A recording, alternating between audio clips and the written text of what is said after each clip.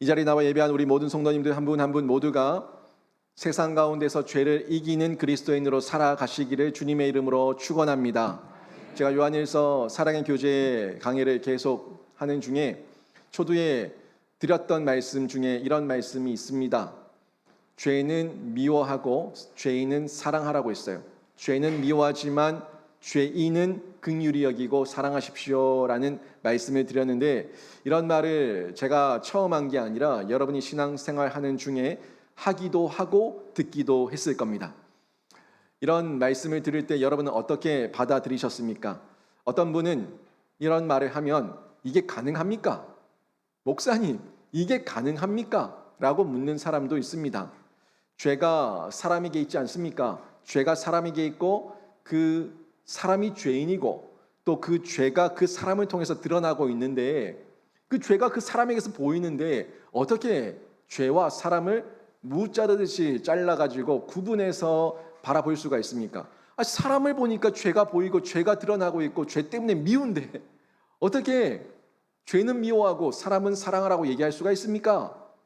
라고 묻는 사람도 있습니다. 그러면서 이거는 언어적 모순이고 절대 불가능한 일입니다 라고 말하는데 어떻습니까? 여러분도 혹시 이런 문제에 대해서 고민해 보거나 또 어려워한 적이 없습니까?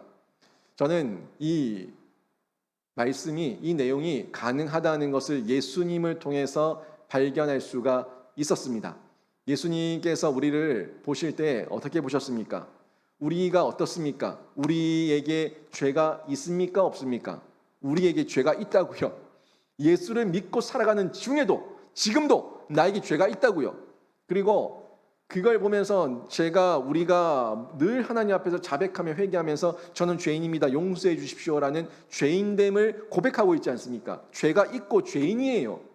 그런데 우리 예수님께서 우리를 혐오하셨습니까? 우리에게 죄가 있고 내가 죄인이니까 저를 미워하시고 죄 없으신 예수께서 우리를 미워하시고 증오하시고 혐오하셨습니까? 아니죠. 예수님은 죄는 미워하셨지만 우리는 불쌍히 여기셨고 우리를 긍휼히 여기셨고 우리를 사랑하셨어요. 그 증거가 뭐예요? 우리를 사랑하셨기 때문에 십자가에서 죽으셨어요. 우리를 사랑하셨기 때문에 부활하셨어요. 이 모든 것이 사랑에 근거한 거라고 제가 강조해서 말씀을 드렸는데, 예수님께는 명확했죠. 예수님께서는 죄는 혐오, 죄는 미워해, 죄는 안 돼 라고 얘기하지만 죄를 짓는 우리 인간은 불쌍히 여기시며 사랑하셨다는 게 예수님의 삶을 통해서 그대로 드러났음을 확인할 수 있지 않습니까? 맞습니다. 그래서 죄는 미워하되 죄인은 사랑하라, 이 내용이 우리 인간으로는 어렵지만 예수님으로는 가능하다 하는 것을 확인할 수가 있고, 그래서 제가 계속 말씀드리는 거, 우리가 예수 그리스도께 연합되고 접속된 만큼 죄는 미워하고 죄인을 사랑할 수가 있다 하는 부분을 말씀드리고 있지 않습니까? 20세기 탁월한 신학가이자 사상가인 C.S. 루이스, 이분을 제가 계속해서 말씀을 드리면서 소개하고 있는데 아주 탁월한 사상가이자 변증가였고 신학자였습니다. 이 C.S. 루이스가 자신에게도 이 질문에 대한 고민이 있었어요. 아이고 하나님, 어떻게 죄는 미워하는데 죄인을 사랑할 수가 있습니까? 이게 무 자르듯이 됩니까? 죄가 죄인에게 있고 죄인이 죄인됨을 드러내고 있는데 이게 어떻게 가능합니까? 이거 정말 어렵습니다. 어떻게 합니까? 하면서 하나님 앞에 부르짖고 기도하며 고민하고 고심하는 중에 이 C.S. 루이스가 발견했어요. 이게 되구나, 이게 진짜 되구나 하는 걸 발견했어요. 누구를 보고 발견했냐면 자기 자신을 보고 발견했어요. 나를 보고, C.S. 루이스 자기 자신을 보고 발견했어요. 자기가 보니까 저 이웃집 아저씨, 저 이웃집 아줌마, 저 옆에 있는 사람들, 장로님, 권사님, 집사님, 목사님, 저 죄인들은 죄를 지으니까 미운 거예요. 그 죄가 보이니까 미운 거예요. 그래서 저 죄도 밉고 그 인간도 미운 거예요. 꼴도 보기 싫어, 아유 안 보고 싶어, 이런 마음이 드는 거예요.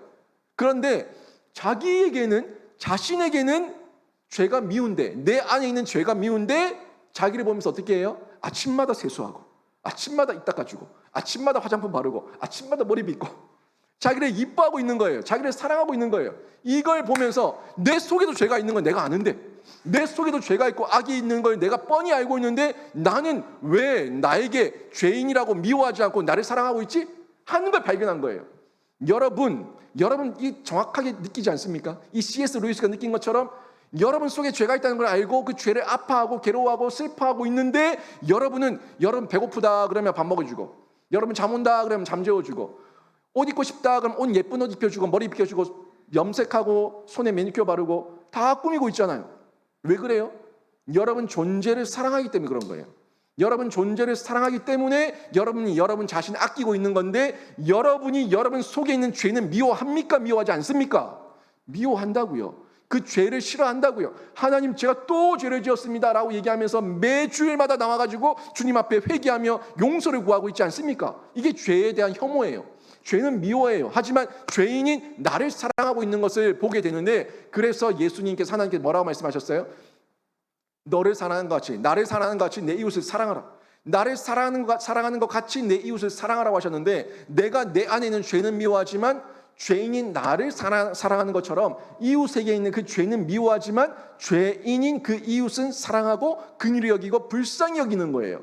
이게 보세요.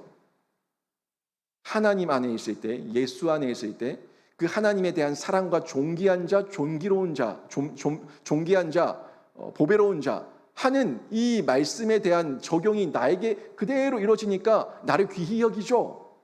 여러분이 귀한 것처럼 여러분이 혐오하고 있는 그 죄인도 하나님 앞에는 귀한 존재인 줄로 믿습니다. 귀한 존재예요. 존귀한 자예요. 그 죄인이죠. 죄인 맞지만 존귀한 자예요. 하나님 앞에서.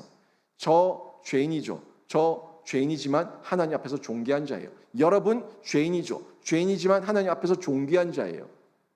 이거를 정확하게 이해하고 바라볼 수가 있을 때 사랑방 안에서, 교우 안에서, 교회 안에서, 이웃들과의 관계에서, 또 가족들과의 관계에서 그들을 바라볼 때 분명히 미워요. 꼴도 보기 싫어요. 하는 짓거리가 너무너무 속상해요. 하는데 그 죄의 모습은 미워하지만 그 존재는 불쌍히 여길 수가 있는 거예요. 또 안아줘요. 또 쓰다듬어줘요. 또 닦여줘요. 또 눈물 닦아주고 손잡아줘요. 이게 가능하다는 얘기입니다. 여러분, 오늘 말씀을 통해 가지고 이 내용을 제가 확인할 수가 있는데, 오늘 요한이 죄에 대해서 얘기를 하고, 신자가 죄를 왜 짓는가, 신자는 죄에 대해서 어떻게 해야 되는가, 신자에게 있는 죄는 뭔가 하는 부분을 정확하게 전달해 주고 있는데, 죄의 문제는 우리 신자 모두가 피해갈 수 없는 우리 실존입니다. 그렇죠? 우리 모두가 피해갈 수 없는 실존인데, 오늘 제가 이 내용들을 전달하는 중에 여러분에게도 혼돈이 생길 수 있습니다. 잘 들으셔야 됩니다. 잘 들으시면서 못순된 말씀이 아닌 것을 이 못순된 말씀 속에서 발견하시면서 확인하셔야 되는데, 분명히 알고 성경적으로 다시 한번 바라볼 수 있을 때 이 죄를 이기고 성숙한 교제를 이어갈 수가 있는 거예요. 먼저 모순 같은 이 말씀의 내용을 한번 볼까요? 지난주에 제가 요한일서 3장 3절 말씀을 같이 나눴는데, 3절 말씀에 어떤 내용이 나왔습니까? 주를 향하여 이 소망을 가진 자마다 깨끗하게 한다. 주를 향하여 이 소망, 재림 소망이에요. 주님 다시 오실 재림 소망. 이 재림 소망을 가진 자마다 나를 경성하면서 나를 돌아보고 자신을 깨끗하게 한다라는 이 말씀을 분명히 전달했죠. 그리고 오늘 이어가지고 4절 말씀에서 뭐라고 얘기합니까? 자신을 깨끗하게 하는데 4절에서 죄는 불법이기 때문에, 죄는 불법이에요. 죄는 불법이기 때문에 깨끗하게 하는 자는 죄를 짓지 않는다라고 얘기하고 있어요. 그러니까 소망을 가진 자, 이 소망, 재림 소망을 가진 자는 자기를 깨끗하게 하고, 죄는 불법인 걸 알기 때문에 이 소망을 가진 자, 나를 깨끗하게 하는 자는 죄를 짓지 않는다라고 얘기해요. 아주 강하게 얘기합니다. 죄를 짓지 않을 수 있다도 아니고 아닐 거다도 아니고 죄를 짓지 않는다라고 얘기합니다. 그리고 6절 보십시오. 6절에 보니까 그 안에 거하는 자마다 범죄하지 아니한다라고 얘기하고 있어요. 그 안에 누구예요? 예수 그리스도 안에 거하는 자마다 범죄하지 아니한다. 그리고 9절 보세요. 9절 보니까 하나님께로부터 난 자마다 죄를 짓지 아니한다, 범죄하지 못한다. 아주 적극적이고 능동적으로 얘기하고 있어요. 죄를 짓지 못한다, 불가능하다, 이렇게 얘기하고 있어요. 여러분, 이 말씀을 보면서 특별하게 6절과 9절 말씀 보면서 죄를 짓지 아니한다, 죄를 범하지 못한다, 이 말씀을 보면서 나를 보는 거예요. 우리 나를 보는 거예요. 근데 아니, 분명히 이 소망을 가진 자, 깨끗하게 하는 자는 죄를 짓지 않는다고 얘기했고, 하나님께로부터 난 자는 죄를 짓지 아니한다, 죄를 짓지 못한다고 얘기했는데, 죄를 짓고 있는 나는 뭐냐? 도대체가 죄를 짓고 있는 나는 뭐냐? 이 말씀에는 분명히 죄 안 짓는다고 얘기해놓고 나는 죄를 짓고 있으니까 나는 구원받지 못했는가 보네, 나는 중생하지 못했는가 보네, 나는 천국 못 가는가 보네 하는 마음을 가질 수가 있다는 거예요. 여러분, 이 말씀 어떻게 이해하십니까? 여기서 우리 안에 혼돈이 생기고 모순 같은 말씀의 내용 속에서, 그럼 나는 뭐냐? 모순 같은 내 삶, 분명히 죄 안 짓는다는 데 죄 짓고 있고, 나는 죄를 갖다가 그냥 한 트럭으로 지었고, 이거 뭐 하는 짓이냐? 나는 구원도 못 받았다 하는 이런 혼선이 생길 수 있다는데, 여러분 어떻게 이 부분을 이해하시겠습니까? 물론 이 말씀은 제 말도 아니고 여러분 보는 대로 성경에 그대로 지금 나와 있지 않습니까? 그대로 성경이 나와 있지 않습니까? 이게 성경이에요. 성경 말씀은 1.1획도 무효하고 아무런 문제가 없는데 맞습니다.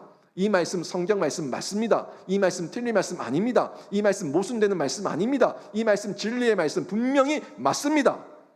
맞아요. 요한복음 15장 7절 8절 말씀을 제가 계속 얘기하죠. 포도나무와 포도나무 가지, 그리고 그 포도나무 가지에 열린 열매, 이 부분을 계속해서 제가 말씀드리고 있는 그 핵심이 있지 않습니까? 포도나무 가지가 포도나무에 접붙여졌던 원가지든 어떻든 붙어있기만 하면은 그 포도나무로부터 생명의 수액과 영양분을 공급받고 극상품 포도 열매를 맺지 않습니까? 이게 포도나무 가지가 포도나무에 적극적으로 붙어 있어야 되는 이유입니다. 그 안에, 포도나무 안에 포도나무 가지가 거주하고 붙어있기만 하면 우리 삶 가운데도 기도의 응답이 있고 내 제자됨, 예수의 제자됨을 사람들에게 알리게 되고 많은 열매를 맺게 된다고 분명히 성경이 말씀하고 있는데, 그런데 이 9절 말씀을 보니까 이 부분이 좀 더 명확하게 문자적으로 나와 있지 않다 보니까 우리가 의심을 하고 모순이라고 생각을 하는데, 아니요, 요한이 이 말씀을 전달할 때는 이 말씀을 함께 포함해서 의도적으로 전달하고 있는 거예요. 요한 복음이에요.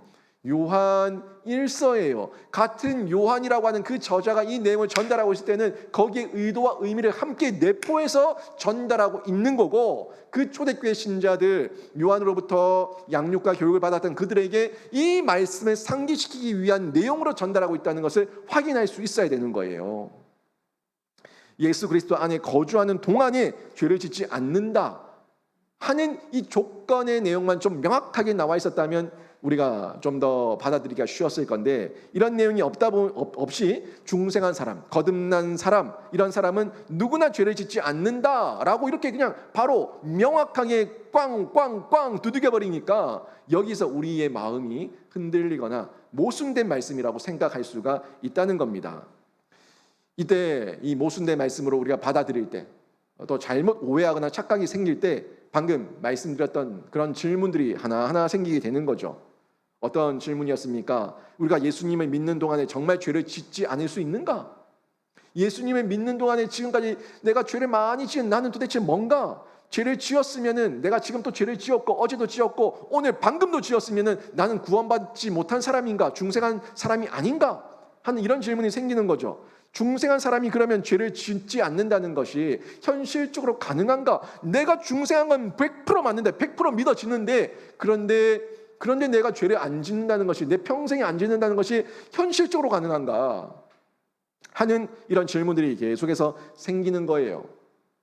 또 거기다가 요한일서 1장에서 했던 말씀들이 있지 않습니까? 요한일서 1장에서 했었던 말씀들과 너무 배치가 되니까 모순된다고 얘기하면서 의심을 가지게 되는데, 이 말씀들이죠. 요한일서 1장 6절에서 뭐라고 말씀하셨습니까? 1장 8절에서 뭐라고 말씀하셨어요? 만일 우리가 죄가 없다고 말하면 스스로 속이고 또 진리가 우리 속에 있지 아니할 것이요 라고 얘기했어요. 만일 우리가 죄가 없다고 말하면 스스로 속이는 자다. 우리 안에 하나님의 진리의 말씀이 없는 거다. 이렇게 1장 8절에서 말씀했어요. 거기다가 1장 10절에서는 또 뭐라고 얘기합니까? 1장 10절. 만일 우리가 범죄하지 아니하였다 하면 하나님을 거짓말하는 이로 만드는 것이니 또한 그의 말씀이 우리 속에 있지 아니하니라. 아멘. 이러니까 더 두려운 거예요. 아니 내가 죄 없다고 얘기하면, 내가 죄 안 짓는다고 얘기하면은 이것도 하나님을 거짓말하는 자로 만드는 이런 불경건의 모습까지 나타나니까 나보고 어떡하란 말이야? 어떡하란 말이야? 도대체 어떡하란 말이야? 왜 이랬다 저랬다 하면서 자꾸 헷갈리게 하는 거야? 말씀에 모순이 있잖아 라고 얘기를 하는 건데 그렇지 않습니다. 이 말씀은 모순이 아닌 말씀이고 진리의 말씀인 줄로 믿습니다. 여기에 비밀이에요. 비밀. 그 진리의 진수가 보석처럼 콕콕콕 박혀 있는데 이 내용을 우리가 볼 수 있어야지 우리가 자라가고 성장하게 되는 거예요. 여러분, 사단 마귀는요 하나님 말씀까지 의심하게 만듭니다.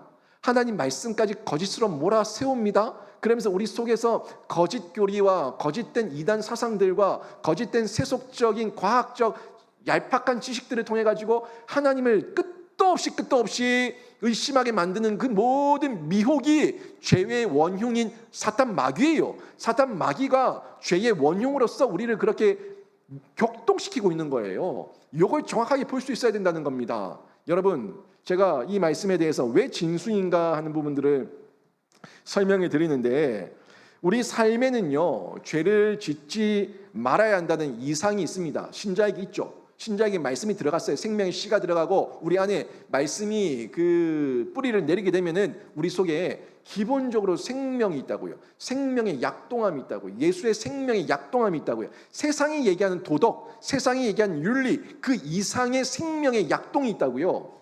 말씀의 공의와 정의와 뭐가 죄고 뭐가 선이고 뭐가 악인가에 대한 이 구분이 말씀을 통해서 내한테 비춰졌기 때문에 거기에 대한 약동이 있어요. 움직임이 있다고요.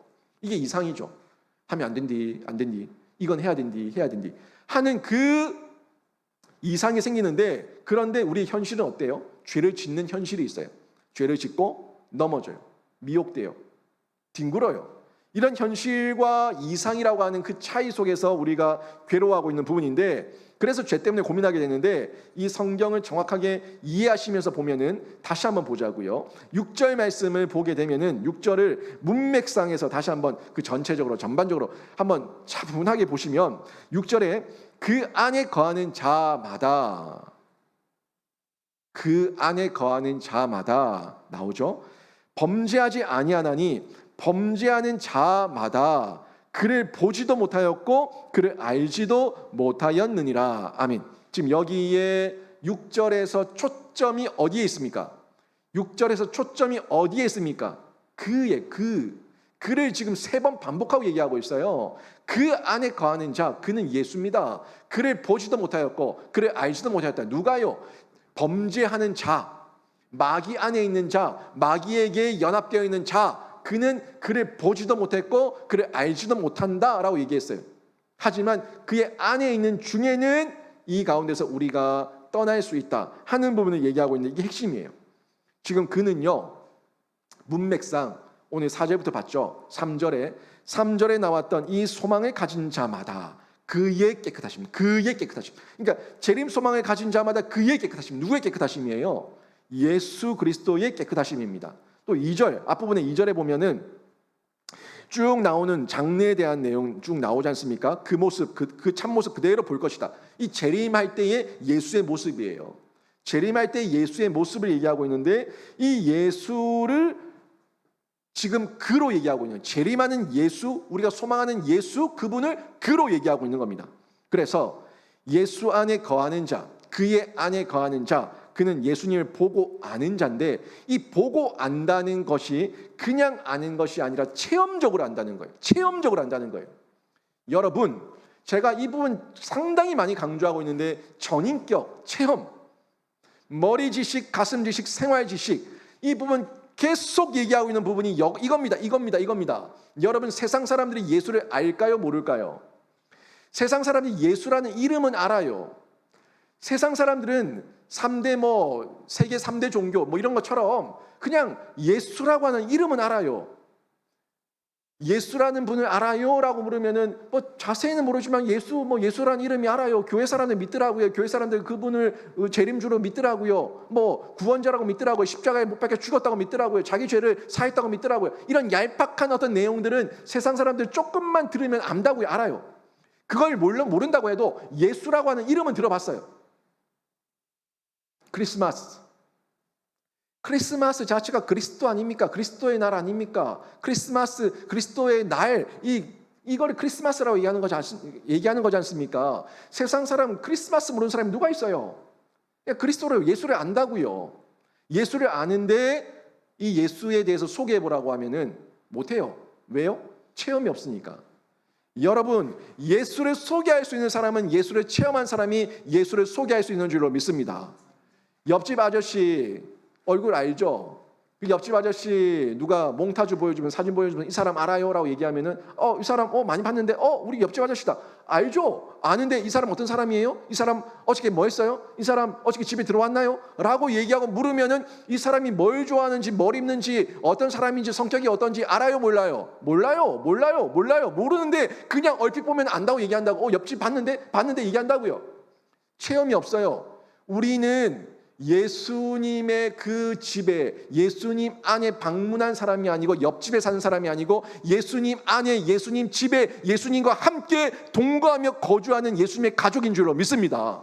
그게 체험이에요. 그게 체험이에요. 체험을 하면서 같이 밥 먹고, 같이 부대끼고, 같이 자고, 같이 일어나고, 같이 동거동락하는 중에 그분이 어떤 분인지, 그분의 성향과 그분의 성품과 그분의 인격과 인품을 아는 거예요. 꿈을 아는 거예요. 마음을 아는 거예요.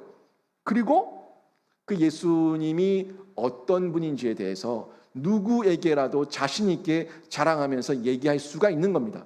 이게 진짜 아는 거예요. 체험적이라고, 체험적. 이 체험적인 예수를 우리가 온전하게 알면서 살아가야 되는데, 보세요. 예수님을 체험한 자, 예수님과 동거동락하는 자, 그러니까 지금 아까 봤던 이 6절에서 얘기하는 이 범죄하는 자마다 그래 보지 못하였고 그래 알지도 못한다 하는 내용은 예수님을 실제적으로 체험하지 못한 자를 얘기하는 거예요.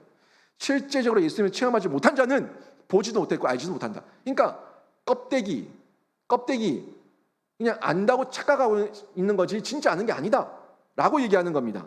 예수님을 체험한 자는요, 그 안에 거하는 자는 범죄하지 않는다는 뜻이 이 체험이라고 하는 부분에서 우리가 알 수가 있는데, 4절 말씀 보세요. 4절 말씀 보시면 죄를 짓는 자마다 불법을 행하나니 죄는 불법이라. 그죠? 여기서 죄를 짓는 자마다 불법을 행한다. 죄는 불법이다 라고 얘기하는 이 불법에 대한 모든 근간과 모든 기준은 말씀이에요. 하나님이에요. 예수 그리스도예요. 그래서 우리가 체험적으로 죄를 범하지 않는 것은 예수 그리스도 안에서 기준이 세워지게 되면, 정체성이 세워지게 되면 이게 죄다, 이게 악이다 하는 부분을 분간하기 때문에 그 안에서 불법을 따르면서 살지 않는다는 겁니다. 그래서 하나님 말씀을 지키며 불법하지 않는 자가 범죄하지 않는 건데, 그죠? 말씀을 순종하고 말씀을 따르고 말씀을 지키고 말씀 앞에 서는 사람, 이 사람이 범죄하지 않는 사람인데, 근데 보세요. 여기서 보세요. 여기서 이제 고민이 생기는 거예요. 여러분, 태어날 때부터 우리가 죄인입니까? 죄인 아닙니까? 죄인이에요. 아무리 갓난아기가 응애하면서 엄마 뱃속에서 바로 태어났다고 해도 그 아이는 태어나는 그 순간 바로 죄인이에요. 왜 죄인입니까? 아담으로부터 내려온 원죄가 있어요. 원죄가 있기 때문에 죄인이에요. 죄인이기 때문에, 잘 들으세요. 죄인이기 때문에 이 아이가 누구한테 가르침을 받지 않아도 자기밖에 모릅니다. 누구에게 가르침을 받지 않아도 이타적이지 않고 이기적이에요. 개인적이에요. 내밖에 몰라요. 왜요? 그 안에 죄성이 있기 때문에 그런 거예요. 그러니까 내 안에 있는 원죄와 함께 내가 그 죄성을 가지고 부패한 가운데 내가 죄를 실행하면서 내가 행하는 죄가 자범죄예요. 자범죄. 내가 행동한 죄. 말, 행동, 생각, 손, 발, 내 마음, 이 모든 것들을 통해 가지고 언행 심사를 통해 가지고 내가 죄를 짓는 거, 이게 다 자범죄라고요. 그러니까 원죄 있어요. 자범죄 있어요. 100% 죄인이에요. 이 땅에 의인은 없나니 하나도 없어요. 이 땅에 인간이면서 의인이었던 자는 단 한 분 예수 그리스도밖에 없습니다. 예수 그리스도 외에는 모든 인간 존재 자체가 죄인이에요. 그러니까 여기서 멈춰버리면 나는 원죄와 자범죄가 있고 나는 죄인이니까 여기서 멈춰버리면 이 모든 내용, 죄를 범하지 않는다, 죄를 짓지 않는다, 죄를 짓지 못한다, 이 내용을 절대 이해할 수가 없는 겁니다. 아니, 내 본질 자체가 죄인인데 내 태생이 죄인이고 내가 살아온 모든 환경이 죄인데 내가 죄를 짓지 않는다? 그럼 나는 구원 못 받았다. 이렇게 결론 내어버리는 거예요. 나는 영생 못 얻었다. 난 천국 못 간다. 이렇게 결론 지어버리고 사단 마귀한테 속아 넘어가는 거예요.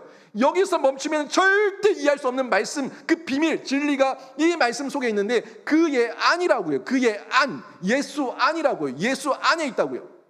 그 안에 있을 때 우리가 다시 이 내용을 해석할 수가 있는 겁니다. 그 안에 있을 때 우리가 다시 예수 안에서 이 말씀을 분별하고 분석할 수가 있는 거예요. 고린도서 5장 21절 말씀, 이 말씀을 같이 한번 읽어보는데 말씀에 주의하면서 같이 한번 봉독해 보겠습니다. 같이 읽습니다. 시작. 하나님이 죄를 알지도 못하신 이를 우리를 대신하여 죄로 삼으신 것은 우리로 하여금 그 안에서 하나님의 의가 되게 하려 하심이라. 아멘. 여러분 여기서도 발견하십니까? 사도 바울도 사도 요한과 함께 계속해서 의를 얘기할 때, 칭의를 얘기할 때는 그게 아닙니다. 그게 아닙니다. 지금 요한 1서 지금 3장 오늘 본문, 지난주 본문 부분에서 계속 봤던 거 제가 그가 누구다 하는 부분을 계속해서 찝어드렸던 부분이 그 안에서 이걸 얘기하고 있는 거예요. 우리는 그 안에서 의롭다 여김을 받는 거지 우리의 본성 자체가, 본질 자체가 완전히 하나님처럼 의로워질 수가 없는 존재입니다. 여러분, 하나님께서 천국 심판, 천국 법정 앞에서 우리를 보실 때 여러분을 봅니까? 아니면 여러분이 덮고 있는 예수의 보혈과 예수의 은혜를 봅니까? 뭘 봅니까? 왜 자신이 없어요? 뭘 봅니까? 부자 아닙니까? 여러분을 보는 순간 여러분 지옥행입니다. 여러분을 보는 순간 절 보세요, 절 보세요. 날 좀 봐요, 날 좀 봐요 하는 순간 너는 지옥이다. 볼 것도 없다. 가라. 이거예요. 나를 보는 게 아니라 나를 덮고 있는 예수를 보는 겁니다. 나를 보는 것이 아니라 나를 보고 있는 예수의 보혈을 보고 예수의 은혜를 보고 예수의 사랑을 보고 하나님께서 뭐라고 여겨주시는 거예요? 의롭다고 여겨주시는 겁니다. 그게 칭의예요. 칭의를 여러분 착각하지 마세요. 여러분이 거듭났다고 중생했다고 새로 났다고 여러분 본성 자체가 하나님처럼 예수처럼 완전히 의로워졌다고 착각하지 마세요. 여러분 본질상 죄인이에요. 본성상 죄인이에요. 하지만 예수 그리스도께 접속되어 있고 예수 그리스도와 함께하고 있는 중에 그의 안에 있는 중에 여러분은 의인인 줄로 믿습니다. 의롭다 여김을 받는 거라고요. 그런데 교회 생활하는 중에 사랑방 안에서 교우들을 보니까 그 사람들이 죄가 드러날 때가 있죠. 죄인이라서 그래요. 그러니까 그 죄는 미워하고 혐오하지만 그 죄인은 예수께서 덮으신, 보혈로 덮으신 인간 존재니까 우리가 사랑하고 긍휼히 여기고 불쌍히 여기는 거예요. 이게 가능한 거죠. 그래서 우리는 그의 안, 예수 안, 이걸 잊어버리면 안 되는데 피난처 예수 안에 철저하게 거해야 됩니다. 피난처 예수 밖으로 나오는 순간 죽는 길이에요. 여러분, 초원에서 큰 불이 났어요. 큰 불이 났는데 내가 여기 서 있는데 저쪽에 한 몇 킬로 돼요. 저쪽에 불이 붙어가지고 불이 활발 타오르고 있는데 때마침 회오리 바람이 불면서 내가 있는 쪽으로 바람이 부는 거예요. 그러니까 이 불길이 바람을 타고 나를 향해서 돌진해 오는 거예요. 돌진. 여러분 바람 속도가 얼마나 빠릅니까? 바람 속도가 얼마나 빨라요?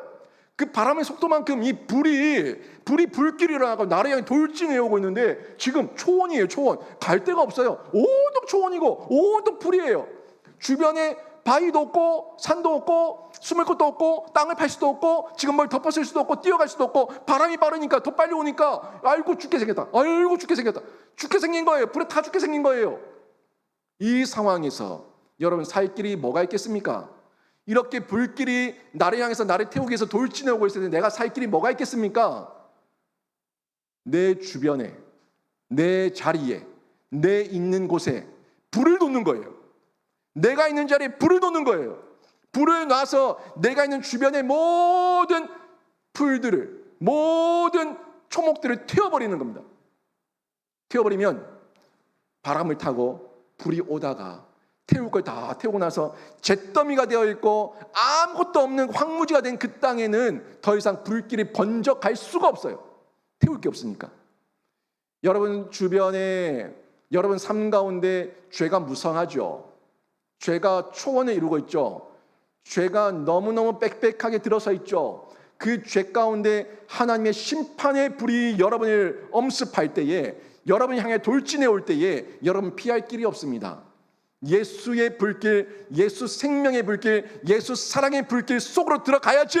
예수님께서 나의 모든 죄를 도말하시고 태워버리셨기 때문에 예수 안에 거할 때 여러분이 사는 줄로 믿습니다. 여러분 이 말씀 상상하시면서 기억해 보시라고요.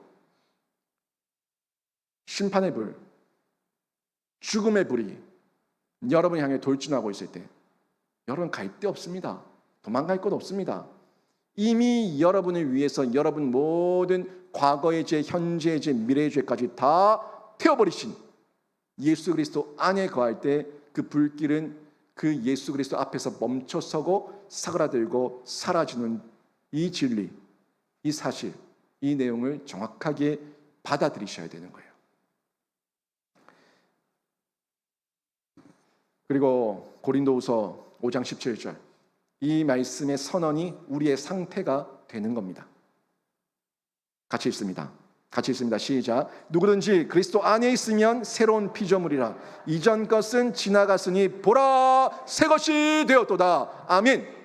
누구든지 그리스도 안에 있으면, 피난처 예수 안에 있으면 새로운 피조물이라. 이전 것은 지나갔으니 보라 새 것이 되었도다. 이게 하나님의 선언이에요. 예수 안에 있을 때 후패한 여러분의 옛 모습과 여러분의 죄성을 붙들면서 발악하지 마세요. 슬퍼하지 마세요. 좌절하지 마세요. 아파하지 마세요. 그 모든 것들을 버리세요. 예수 안에 있으면 여러분이 보라 새로운 피조물이라. 보라 새 것이 되었도다.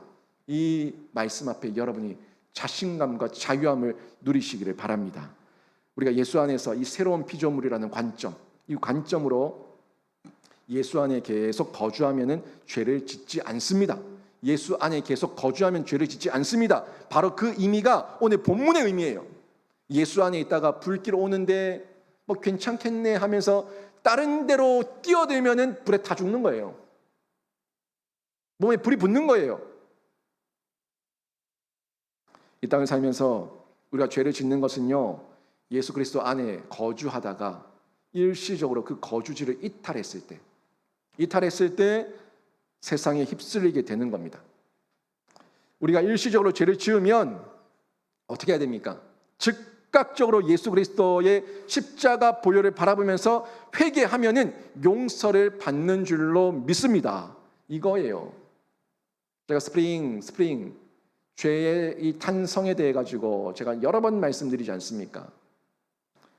죄에 붙어 있다가, 죄에 거주하고 있다가 나를 쳐서 복종시키면서 끌어당겨서 예수님의 의에 걸었는데 순간적으로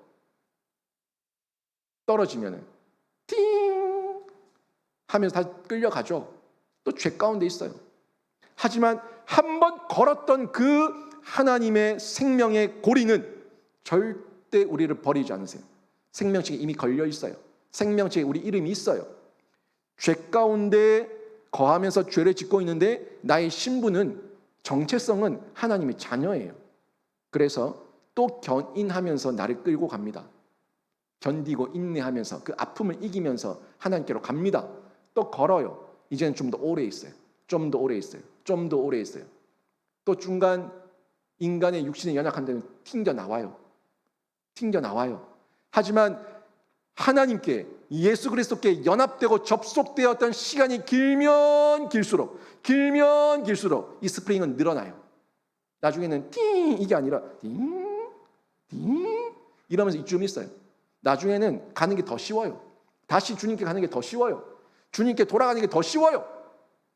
그 시간과 그 반복을 하면서 우리가 어느덧 이 모든 죄의 고리가 끊어지고 영화의 단계에 이르러서 영원토록 주님 안에 거하는 그 천국 소망, 새로운 부활체, 새하늘과 새 땅의 새 생명으로 온전하게 살아가게 되는 거예요. 여러분 다 느끼고 있는 실제적인 예 아닙니까? 얼마나 여러분 처음 예수 믿었을 때 많이 방황했어요. 사람 보고 실족하고, 목사 보고 실족하고, 옆에 교우들 보고 실족하고, 다 이중인격자라 얘기하고, 실족하면서 이제 죄를 알게 되고, 나의 정체성을 알게 되고, 우리 모두가 어떤 존재인지 알게 되니까 이제 그 사람을 미워하는 게 아니라 불쌍히 여기고 기도해 주게 되죠. 그러면서 방황하던 방황이 점점 줄어들고 없어지고 예수 안에 거하는 것, 이것이 나의 행복입니다 하는 고백을 하지 않습니까? 이겁니다. 이런 삶 가운데 우리가 계속해서 자라가게 되는 거예요. 그때 우리가 잠깐 이탈해서 죄를 지었다고 하더라도 즉각적으로 주 앞에 돌아와서 자백하면은 어떻게 합니까? 용서해 주신다고. 요한일서 1장 9절에서 분명하게 말씀하셨죠? 요한일서 1장 9절 말씀 같이 읽습니다. 시작. 만일 우리가 우리 죄를 자백하면 그는 미쁘시고 의로우사 우리 죄를 사하시며 우리를 모든 불의에서 깨끗하게 하실 것이요. 아멘. 피난처 예수 안에 들어와서 죄의 불길, 이 죽음의 불길, 심판의 불길을 피하면 사는 겁니다. 하지만 마귀는 계속해서 우리를 죄의 불길 속으로 밀어 넣으려고 합니다. 용서 못 받게 합니다. 자백하지 못하게 합니다. 밀어 넣습니다. 이 모든 걸 이겨야 되는 거예요. 우리는요, 속히 자백해야 됩니다. 자백하며 사는 거예요. 자백하면 다시 불길을 피해가지고 예수 피난처 안으로 뛰어든 거예요. 사는 거예요. 사단마귀 보세요. 8절 말씀 보시면은 사단마귀가 어떤 일을 하는지 보시라고요. 죄를 짓는 자는 마귀에게 속하나니 마귀는 처음부터 범죄함이라. 하나님의 아들이 나타나신 것은 마귀의 일을 멸하려 하심이라. 아멘. 죄를 짓는 자는, 죄 짓는 일을 버리지 못하고 계속해서 죄 가운데 있는 자들, 이런 자는 지금 그 순간만큼은 마귀의 지도를 받고 있다고요. 여러분이 여러분 자녀들의 양육권자입니다. 여러분이 여러분 자녀들의 양육권자고, 여러분 자녀들은 여러분 부모의 양육권에 순복하면서 그 말씀대로 따르는 게 마땅합니다. 마땅합니다. 그게 옳은 거예요.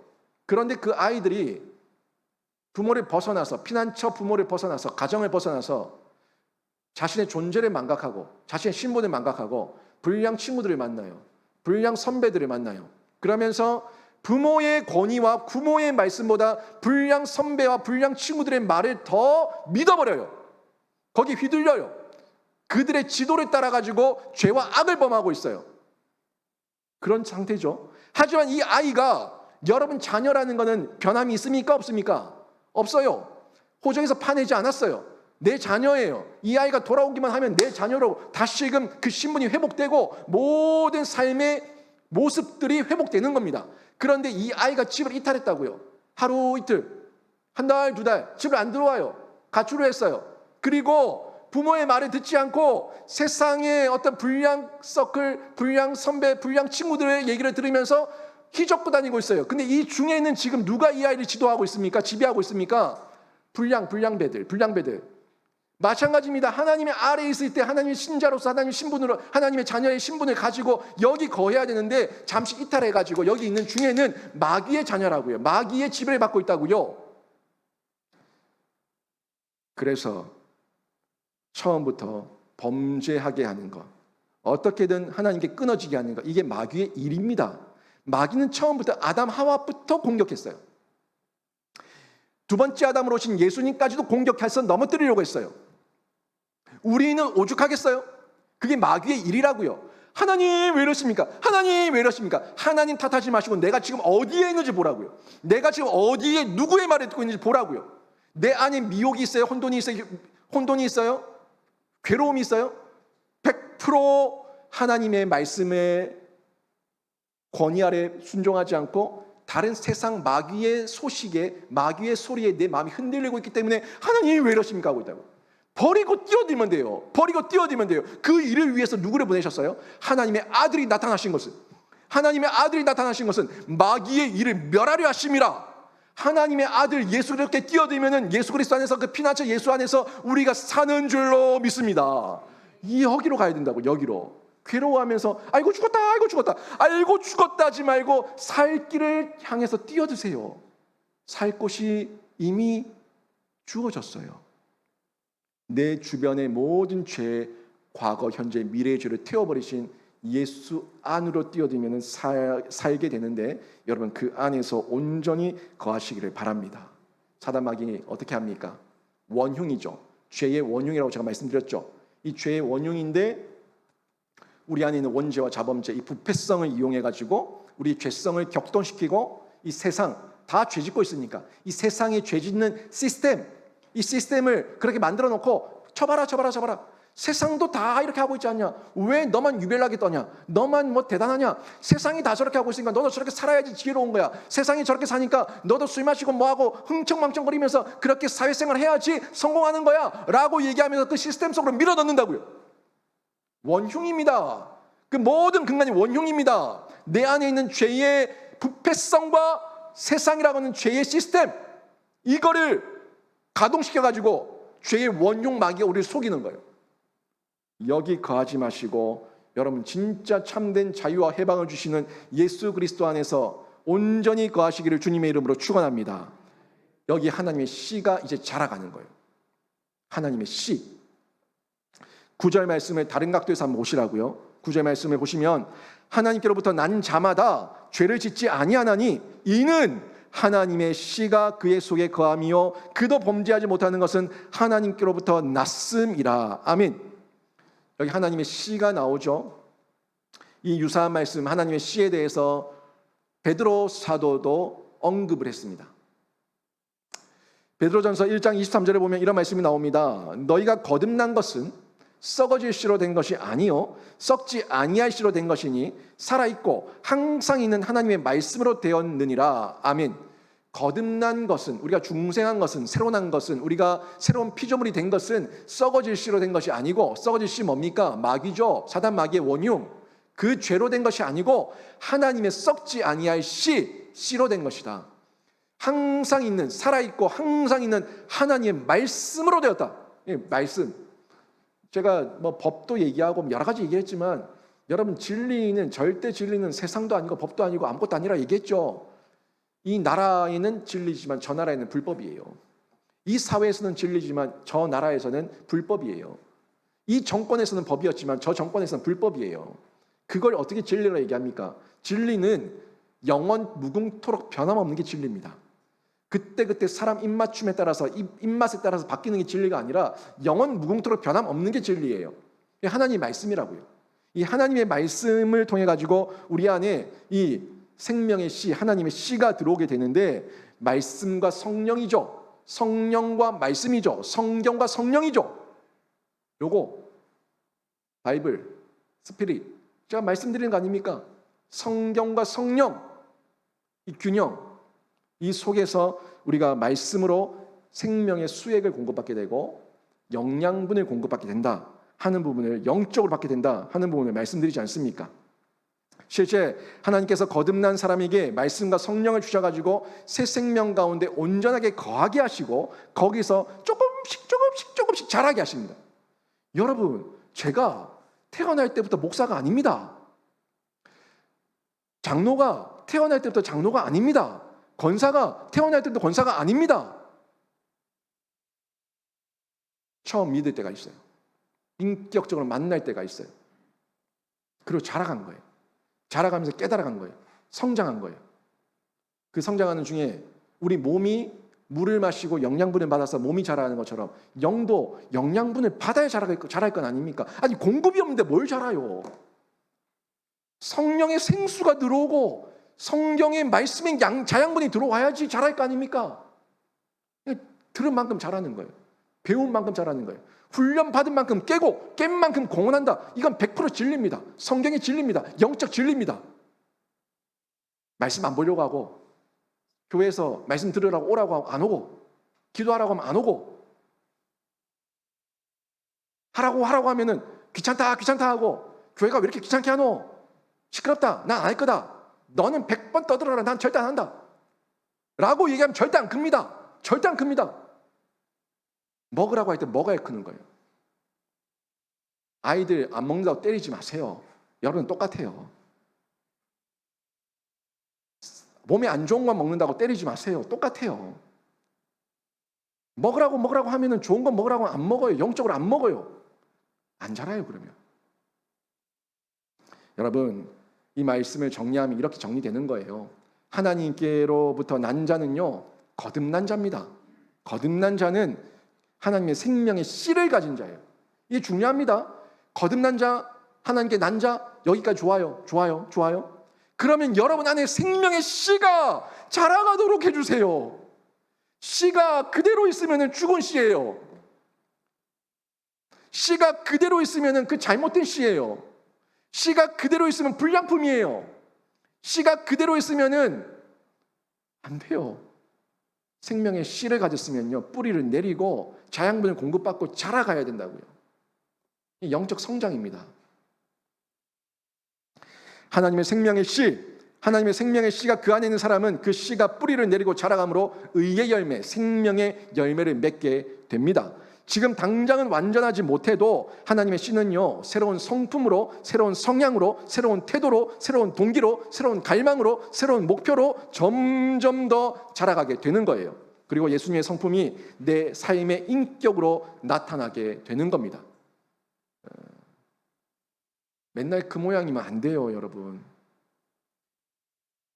이 모양에서 다른 모양으로, 다른 성향, 성품, 태도, 동기, 갈망, 사랑, 목표로 자라가야지 그게 바른 하나님의 씨고, 씨를 가진 자가 맞고 거듭난 자고 하나님께 난 자입니다.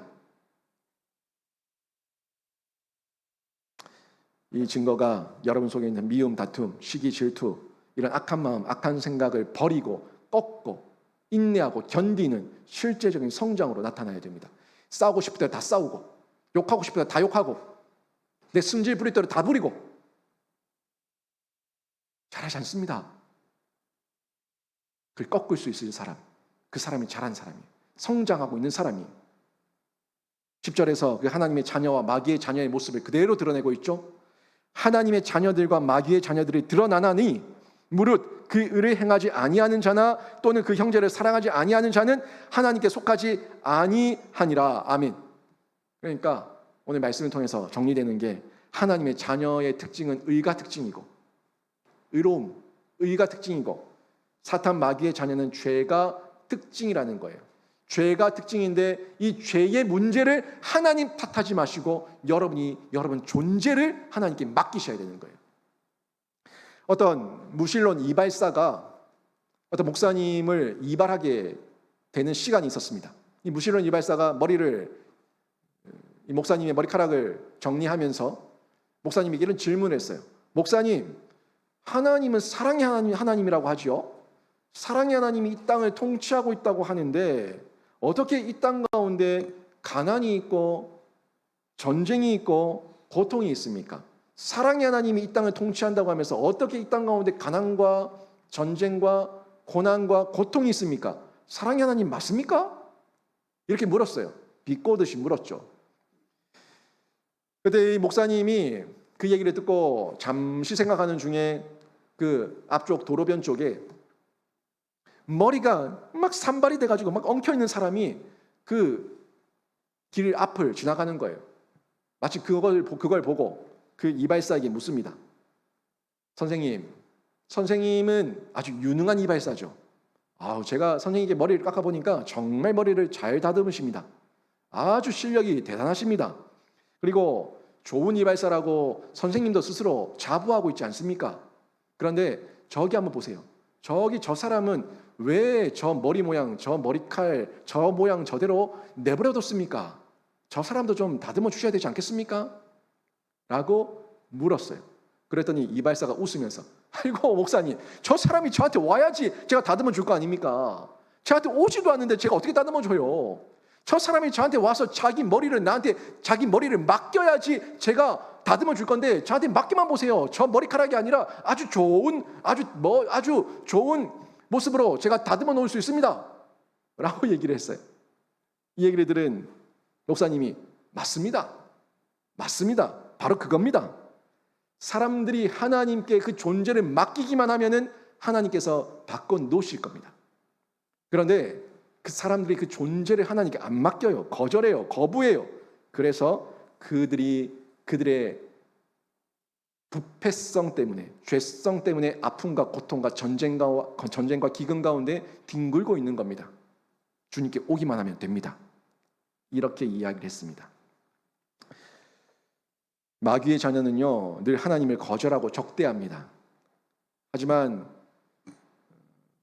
구원자 예수 그리스도를 가슴에 받아들인 사람은 그렇지 않죠. 하나님께 자기를 구원해달라고 간구합니다. 나를 도와달라고 의지합니다. 기도합니다. 하니까 그들이 살아나는 거예요. 일어나는 거예요. 하나님께 나를 맡기니까 그 존재가 바뀌는 거예요. 이 모습을 저희가 분명하게 바라보셔야 되는데, 예수 안이에요. 그의 안입니다. 예수 안에, 그의 안에 행할 때 우리는 자라는 중에 부족함이 있지만 자라고 있어요. 접속된 중에 부족함이 있지만 열매를 맺고 있어요. 부족함이 있지만 영양분과 수액을 공급받고 있기 때문에 의의 열매를 맺을 수가 있는 거예요. 물론 부족함이 있죠. 하지만 맺어가는 거예요. 자라가는 거예요. 성장하는 거예요. 요한은 이런 의미에서 하나님께로부터 난 자는 죄를 짓지 않고 죄를 지을 수도 없다고 말씀을 한 겁니다. 우리 하나님 온 우주 만물을 통치하시고 다스리시는 분이지만 우리를 기계로 만들지 않았어요.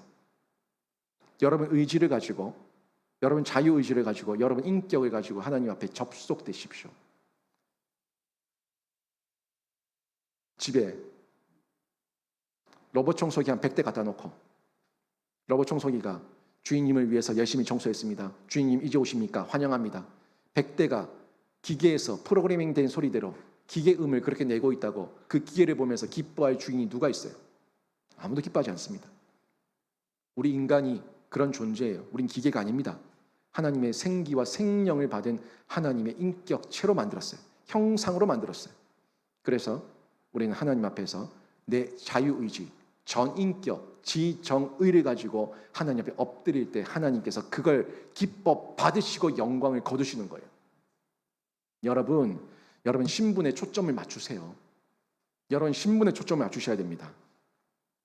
하나님의 자녀도 마귀에게 미혹을 받으면 죄를 지을 수 있습니다. 신분상 하나님의 왕자고 하나님의 공주인데 죄를 지을 수 있어요. 왠 줄 압니까? 여러분의 인간, 여러분의 본성적 자체가 하나님이 아니기 때문이에요. 본성이에요, 본성. 하나님은 하나님 그 본성 그대로 하나님이에요. 우리는 본성 그대로가 죄인이에요. 그래서 우리는 하나님 안에 있어야 죄를 안 지어요. 여러분이 하나님을 한번 믿었다고, 예수를 한번 믿었다고 죄를 안 짓는다고 착각하시면 그건 오산입니다. 진짜 망상이고 착각입니다. 여러분 본성적으로 죄인입니다. 본성적으로 하나님이 아닙니다. 아직 성화의 과정 중에 있기 때문에 여전히 죄가 있습니다. 요한이 하나님의 자녀는 예수 그리스도 때문에 죄를 짓지 않고 죄를 지을 수 없다고 말한 것도 나 자신의 본성의 변화 때문이 아니라 하나님 안에 있는 하나님의 자녀라고 하는 이런 신분의 초점에, 신분의 차이 때문에 하나님의 안에 거할 때에 본질적으로 내가 어디에 깃들었는가 하는 영역에서 또 나의 존재 때문에 우리가 죄를 짓지 않는다라고 얘기하는 거지, 본성적으로 존재 본성 이 모든 태생적으로 우리가 하나님이 되는 게 아니에요. 이걸 기억하셔야 됩니다. 7절 말씀 보시면은 이런 말씀이 나오죠. 자녀들아 아무도 너희를 미혹하지 못하게 하라. 의를 행하는 자는 그의 의로우심과 같이 의롭고. 아멘. 이 말씀이 신분에 맞는 실제적 삶을 말씀하고 있는 내용이에요. 자녀들아 아무도 너희를 미혹하지 못하게 하라. 왜요? 하나님의 자녀니까. 의를 행하는 자는 그의 의로우심과 같이 의롭고. 의로 행하는 자는 그의 의로우심, 예수의 의로우심과 같이 의롭고 하고자 하면 된다고. 예수 안에서 기도하는 자는 응답을 받고, 예수를 만나고자 하면 만나 주시고, 예수 앞에서 찾으면 찾게 하시고, 예수 앞에서 구하면 구한 대로 이루어 주시는 분, 그분이 우리 하나님이신 줄 믿습니다. 구하세요, 찾으세요, 의지하세요, 뛰어드세요. 그걸 먼저 하세요. 먼저 하고, 끈질기게 하고, 끝까지 하고, 그리고 경험하시고 체험하시라고요. 사람은 자꾸 이 신분을 잊어버리고 현실에 초점을 맞추려고 해요. 현실은 뭐예요? 내가 살고 있는 이 땅. 현실에 초점을 맞춰서 먹고 살기 힘드니까 어쩔 수 없이 죄를 지었다. 합리화하죠. 먹고 살기 힘드니까 어쩔 수 없이 죄를 지었다. 자기 핑계를 대죠. 그러면서 미혹을 받고 먹음직하고 보암직하고 지혜롭게 할 만큼 탐스럽게도 보이는 그 세상 속에서 현실에 초점을 맞추고 어쩔 수 없었다고 그렇게 자기 합리화를 하면서 죄를 짓고 핑계를 댑니다. 이런 우리에게 사도 요한은요, 현실에 초점을 맞추지 말고 나라는 존재, 지금 신분, 내가 지금 누구 안에 거하고 있는가, 그 존재, 그 신분, 여기에 초점을 맞출 것을 전하고 있는 겁니다. 여러분, 죄를 지을 때 죄는 혐오하고 죄인을 사랑하시는 하나님의 성품을 여러분이 말씀을 통해서 확인하시고 기억하시고 실천하시기를 바랍니다. 하나님께서 죄를 짓는 우리를 사랑하셨어요. 죄는 미워하시고 혐오하셨지만 여러분, 죄를 지은 여러분 존재는 사랑하셨어요. 긍휼히 여기셨어요. 불쌍히 여기셨어요. 그래서 십자가 지셨고 과거와 현재와 미래의 죄를 다 도말하셨고 태워주셨고 부활하셨어요. 의를 전가시켜 주셨어요. 사랑의 근거입니다. 사랑에 근거하고 있습니다. 여러분 안에서 교우들을 미워하는 마음이 생기고 사랑방에서 온전한 사랑의 교제가 안 되는 그 내용을 볼 때에 그 사람이 문제라기보다 내가 지금 어디에 거하고 있는가를 먼저 보셔야 됩니다. 그 사람도 죄를 짓고 있는 중에 문제가 있겠죠. 하지만 그 죄는 미워하시지만 그 죄인은 사랑하시고 긍휼히 여기시고, 그리고 내가 그 사람을 미워하고 있다면 나도 문제니까 여러분이 먼저, 깨달은 사람이 먼저 미워하고 있다는 걸 발견한 여러분이 먼저 그 마귀에게서 벗어나셔가지고 사랑 안에 거하시면서 예수 안에 거하시기를 바랍니다. 오늘 말씀 정리하면 모순이 아닌 진리의 진수입니다. 이건 신자의 신분이에요. 신자의 신분, 예수 안에, 그의 안에, 이 내용을 진리로 정확하게 알 때 이해할 수가 있고 이 말씀의 진수를 누릴 수가 있습니다. 그리고 죄를 이기는 복음의 능력, 피난처 예수, 그분 안에서 들어가셔가지고 그분을 방문객으로 맞이하지 마시고 여러분 그분 안에서 그분과 함께 거주하십시오. 동거하십시오. 함께 사십시오. 그리고 신분에 맞는 실제적 생활을 통해 가지고 여러분의 생명의 씨가, 하나님의 씨가 여러분 안에 있다는 것을 증명하시면서 신자의 성장, 자라감의 기쁨을 누리시기를 바랍니다. 죄는 미워하되 죄인은 사랑하는 사랑의 교제, 이 교제가 여러분 가정과 우리 사랑방과 우리 영신교회 안에 풍성하게 드러나고 나타나고 열매 맺기를 주님의 이름으로 축원합니다. 아멘.